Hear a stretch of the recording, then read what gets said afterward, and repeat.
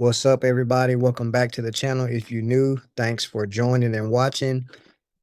Very excited about this video showing the opportunity cost, man. It's very low, but we have to know exactly what we're doing. And I'm going to be giving a breakdown of just how life-changing it is when you realize when you buy hard assets or when you buy assets, you can borrow against them to buy more assets. And that's exactly what I did, especially for the month of July. I borrowed a total of 11,000 invested across my assets. I'm gonna be breaking it down in this video and how that 11,000 really didn't cost me that much at all, you guys. At Robinhood, they have a very low interest rate at 5%. This is exactly what we are going to be talking about. I saw a creator talking about how much they borrowed at another broker, and I was like, wow, even me being at Fidelity all last year, the margin rate was almost 13%. So I moved over to Robinhood at 5%. And right now, my portfolio, I'm sitting around $28,400. I'm sorry, $340. This is an all-time high for me in my portfolio. You know, if you guys been watching last September, I started at 2K, and it's been a very, very life-changing journey with the same money I've always made, with the same bills I've always had, and I'm able to invest more, and I'm also able to take advantage of opportunities that come my way because I now have excess money. And so once you learn this system, you guys, it's really life changing. These are my holdings. Nvidia, as you see, is my top holder, currently up 1,800. SMH 3,600. SPMO $34. I bought some treasury bills today just because I didn't see anything in the market that I wanted to buy today. It was very choppy today. There's no direction. Nvidia reports earnings the week after next, and then of course September, the nickname Bloody September. So I expect a little bit of a pullback, and so I am beginning to stack into basically the market savings fund just to have that money on the sideline. So when something goes on sale, I can buy and invest heavily into it. Tesla, I'm still currently down from that lackluster earnings call that they did a few weeks back. The stock is starting to recover. It's at 340 today. My average cost is 359. DRAM, I'm still down on 425. That has recovered. My average price is $60. It's at 57 bucks right now. So as you can see right now, I'm not concentrating on any high yield funds. I'll do that as my account gets bigger, mainly for my side income. I make money off trading. I have prop firm accounts, and I utilize those prop firm accounts to make my money outside my W-2 job. So this is what the video is going to be about. And again, you guys, please like the video. This pushes the video out in the YouTube streets. I feel like I'm doing too much talking. Sorry, you guys. Let's get into the video. So my real numbers. This was as I made these slides a couple of days ago. So my numbers, as you saw, were just updated. This says at 27,400. My new numbers are 28,340. Um, at the time, my margin was around 11K. I still had 17,000 margin available, but for the month of July, you guys, just holding that 11,000 of investing, I only had to pay $16 worth of interest, man. Like this is crazy. Very crazy. I'll be going over the differences of the margin versus credit card versus loan and how just margin is something different. I got plenty of videos naming the dangers of margin, but also the the advantages, the possibilities you can create for yourself using margin wisely. So again, for the month of July, I bought 11,000 total, and I scrolled down even right now so you can see. Right now it's at 17 bucks. So 17 bucks outstanding interest. So you see it right there. Using margin wisely is very, very powerful. We've already went over the dangers and the warnings of margin, how we can get in margin call. But with this system, keeping our margin at a good, safe spot, keeping the buffer, we are always on guard, and yet at the same time, we're always ready on offense as well. So what the 11,000 bought is assets. Borrowed 11,000, only had to pay $16 to touch that 11,000. Totally mind blowing. Again, margin isn't free, but price honestly, $16 to keep my whole portfolio working for me is so life changing, because otherwise, without this system, my check, like it has always been, would have been spent to zero. I would have bought my groceries, pay my bills, and have nothing to invest left over. But as you can know, here we run the paycheck to portfolio system where we invest our income wisely, not all of it. Whatever predetermined number that you have, you do your numbers. Again, that free tool is in the link where you can get a 12-month snapshot of your numbers and how the system will work for your personal numbers. You will see exactly where your account will be. But this 11,000 has bought me assets, and the difference between a margin loan or borrowing on margin is right here. So at Robinhood it's 5%. Let's just say if I didn't pay that 11,000 for the whole year. Of course, we know we're not going to do that because the paycheck to portfolio system, every 2 weeks our income comes in and pays it back down. If I would have kept that 11,000 for the whole year without making any payments on it, it'd cost me $550. The kicker is there's no credit check, no numbers that you have to put in to see whether you get approved or not. It's there. It's collateral against the stocks that you own. I don't have a fixed monthly payment. I can take as long as I want to pay it back as I want to, or as short as I want to. There's no late fees. There's no credit damage. It's backed by my own personal bought assets, which is again life changing. It's crazy. And again, me borrowing on margin is to buy assets.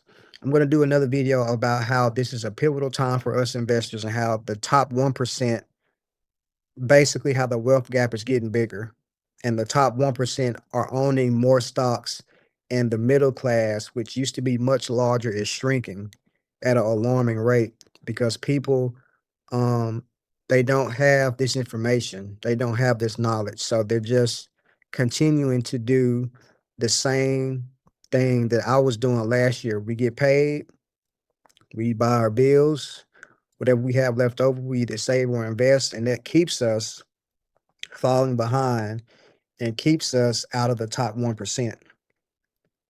Can't wait to do that video. Stick around for that video. Now, again, the margin, you see its benefits versus a credit card, high interest, 22 to 28%. The cost on that 11,000 for the year will be 2,500. You're paying interest. You do have to run a credit check to even get that 11,000. Yes, you have a fixed monthly payment.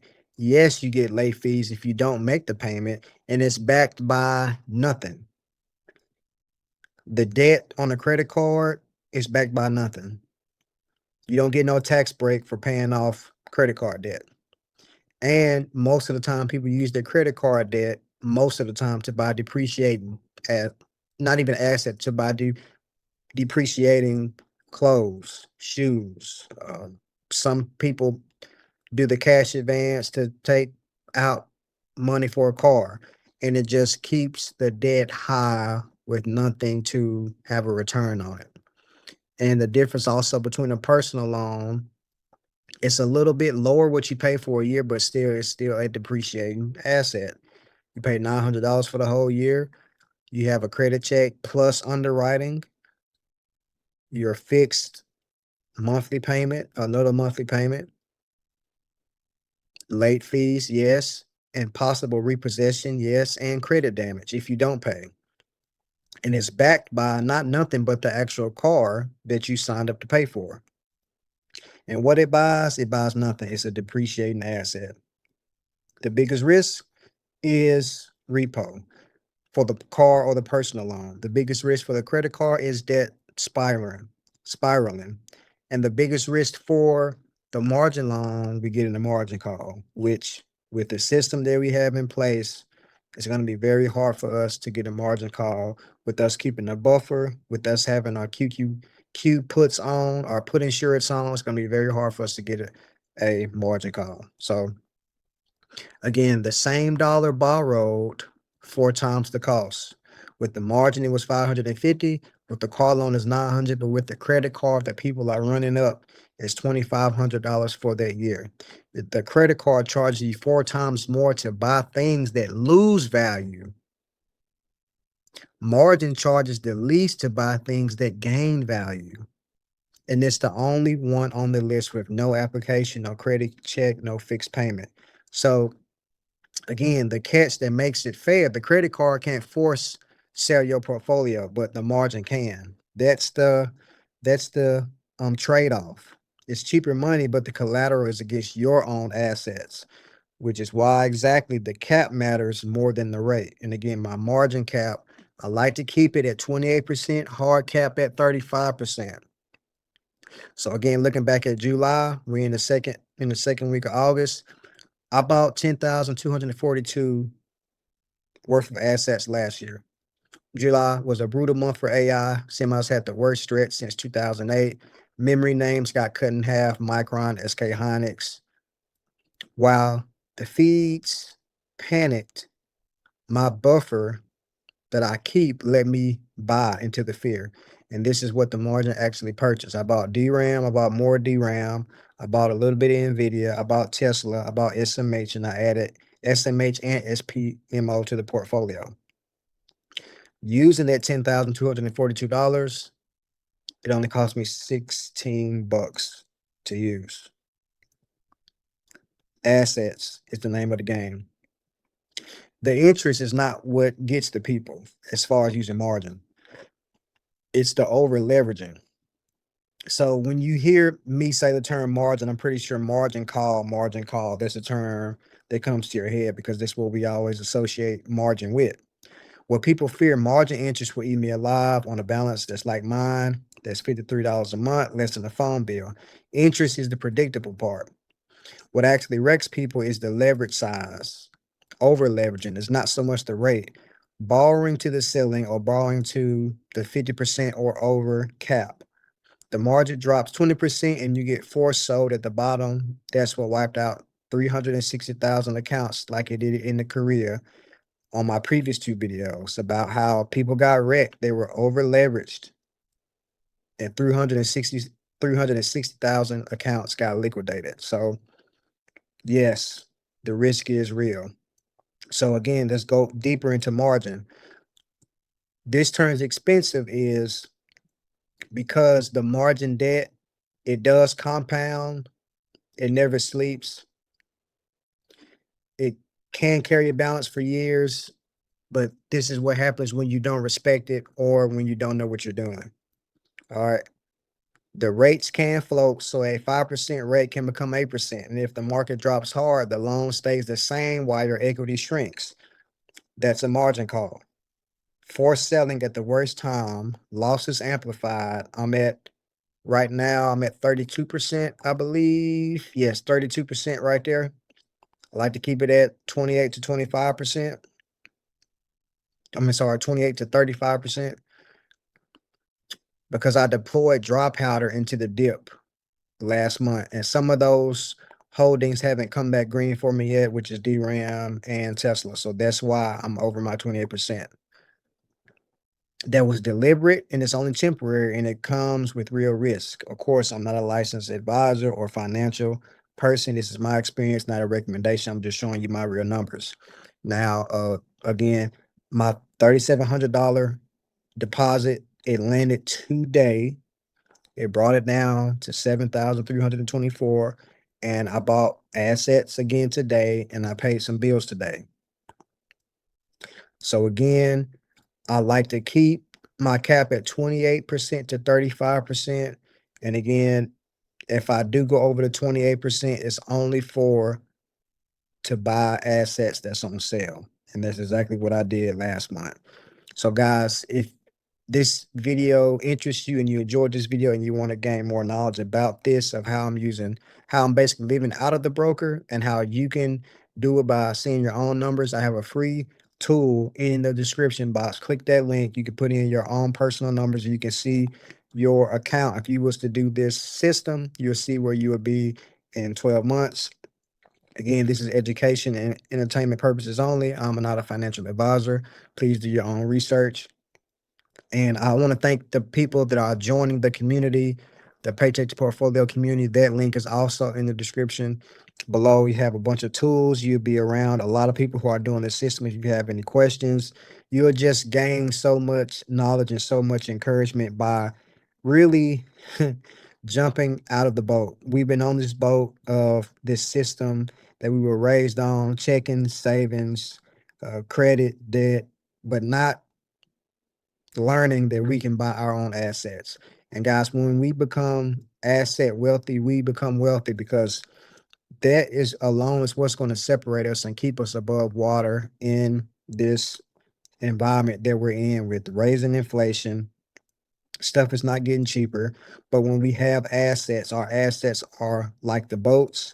And as long as the water rises, our boats will not sink because boats float on top of water. And this is why the wealth gap is getting bigger. The ones who own assets, they are becoming more and more in that top 1% because they hold assets. And when inflation happens, guess what happens also? Assets inflate also. So as inflation goes up, the stocks that have demand will go up. So again, I feel like I'm doing a lot of talking to you guys. Sorry. Please like this video, share this video. If you're new to the channel, subscribe, join the journey, watch my videos and just see how far I came. I hope this is an encouragement to you and I hope you're having a good day and I hope you're getting closer to financial freedom as well as freedom for your soul. See you in the next video. God bless.